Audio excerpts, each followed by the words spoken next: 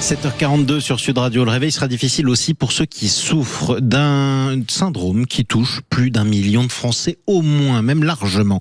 On en parle avec notre invité, le docteur Daniel Simeka. Bonjour. Bonjour à tous. L'apnée du sommeil. Est-ce qu'on sait combien de Français sont atteints d'apnée du sommeil ? Oh, il y a surtout une grosse partie invisible de l'iceberg et tous les gens qui sont un petit peu en surpoids. Surtout les gens qui sont en surpoids sont susceptibles d'être atteints d'apnée du sommeil. On s'en rend compte pour les gens qui dorment accompagnés, si je puis dire, qui sont en couple, parce que il y a des témoins, oui. Oui, une apnée du sommeil, ça survient pendant qu'on dort, et donc on ne s'en aperçoit, ou alors il faut vraiment que ce soit catastrophique et que ça réveille vraiment. Oui. Ça consiste finalement à faire une pause respiratoire qui est repris par une espèce de bruit que je me garderai bien d'imiter là, qui est une espèce de grosse inspiration très sonore pour reprendre sa respiration. En d'autres termes, on arrête de respirer. On arrête de respirer parce qu'on n'arrive plus à respirer pendant qu'on dort. Évidemment, on suffoque et à un moment, on reprend sa respiration presque en paniquant, sans même s'en rendre compte et tout en continuant de dormir. Et tout en continuant de dormir, ce qui fait qu'on peut avoir pour certaines personnes, mais vraiment, on compte ça par nombre de pauses respiratoires par heure. Et quelquefois, ça peut atteindre des chiffres absolument énormes, comme si presque toutes les minutes, il y avait une pause. Ça, c'est au maximum. Il y a bien évidemment des conséquences sur la santé. Et alors, le lien avec le sujet précédent, c'est que les gens qui souffrent d'apnée du sommeil vont être particulièrement sensibles aussi au changement d'heure, parce que déjà, pour tout le monde, c'est un changement entre notre horloge intérieure, l'horloge circadienne, qui fait pas tout à fait 24 heures. Notre cerveau, il n'est pas programmé pour 24 heures. En général, c'est décalé en moyenne pour la population de 10 minutes.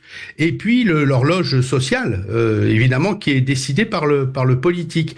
Et donc, chez tout le monde, ça demande une adaptation. Chez les gens qui font des apnées du sommeil, où déjà, il y a un problème de la qualité du sommeil qui entraîne, alors faut le rappeler, une prise de poids, des accidents cardiovasculaires beaucoup plus fréquents, une dépression, eh bien ça va majorer tout cela. On a l'impression, alors des fois on entend dire on dort 1 heure de moins, on dort 1 heure de plus. Ça c'est pas, ça se joue sur 2-3 jours, mais on s'adapte. Ce qui est sûr surtout, c'est que ça désynchronise complètement nos deux horloges, donc toutes les sécrétions hormonales. On connaît la mélatonine, la sérotonine, mais aussi la noradrénaline, le cortisol qui est l'hormone du stress. Tout ça est complètement déréglé, et particulièrement chez les gens qui souffrent d'apnée du sommeil, il y a vraiment des conséquences très très néfastes. On a même mis en évidence une augmentation des accidents de la route.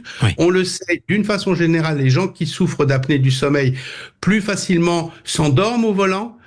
Et avec le décalage de ce changement d'heure, c'est bien évidemment augmenté. En un mot, pour conclure, Daniel Simeka, si je vous écoute sur Sud Radio, que j'entends le docteur Simeka qui décrit exactement les symptômes de la personne qui dort avec moi dans mon lit, alors qu'elle n'était pas accompagnée, pas traitée, qu'elle n'en avait même pas parlé à son médecin.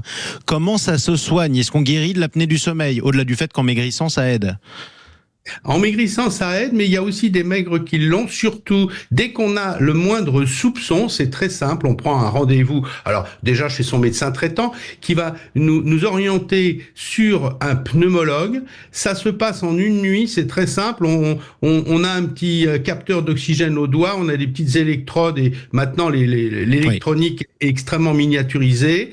On dort sous surveillance électronique pendant une nuit, et puis eh bien le lendemain on rend tout le matériel chez son pneumologue qui va lui lire ça. Enfin, c'est évidemment des robots qui le font, pour dire oui, il y a des apnées du sommeil, il y en a beaucoup, il y en a un peu, il faut appareiller. Et dans ces cas-là, on ne guérit pas vraiment, mais il y a un traitement qui, en tout cas, permet de mettre à l'abri de toutes les conséquences néfastes, qui est un petit appareillage qui détecte le moment où vous faites la fameuse pause respiratoire. vous arrêtez de respirer et qui vous insuffle de l'air pour restimuler le poumon et vous obliger en quelque sorte à respirer. Et c'est très efficace parce que ça met complètement à l'abri, même si ça ne guérit pas. C'est évidemment palliatif, mais palliatif de grosses conséquences, c'est déjà pas mal. Ouais, c'est ça. Bon, par contre, faut s'habituer à avoir un masque toute la nuit. Oui, le port du masque, c'est quelquefois compliqué. Il y a une part psychologique aussi. Il y a des gens qui refusent le masque.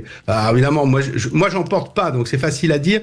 Mais c'est vrai que parfois, il y a des patients qui se plaignent de vraiment très mal s'adapter. Ou les personnes qui dorment avec les patients qui doivent mettre un masque aussi. Ça fait bizarre, je pense, quand on se réveille en sursaut. Quoi qu'il en soit, c'est important de rester en bonne santé. Merci beaucoup, mon cher Daniel Simeka. Je vous dis à bientôt. Passez de belles nuits d'ici la prochaine fois qu'on vous retrouvera sur le Grand Matin Week-end.